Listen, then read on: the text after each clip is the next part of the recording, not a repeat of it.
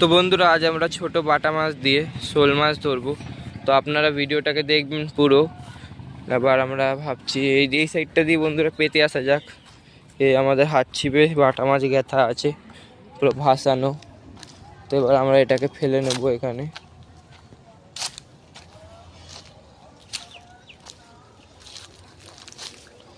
তো বন্ধুরা আমরা এটাকে এখানে ফেলে নিচ্ছি। তো বন্ধুরা এখানে আমাদের এটা ফেলা হয়ে গেছে।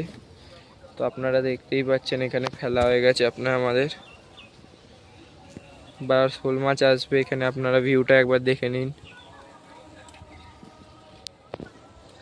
খেয়েছে আমাদের এইটাকে, এটা বগে খেয়েছে। দাঁড়ান, আমরা এটাকে, বগের মাথা অন্য কিছুতে এসে খেয়ে গেছে বন্ধুরা।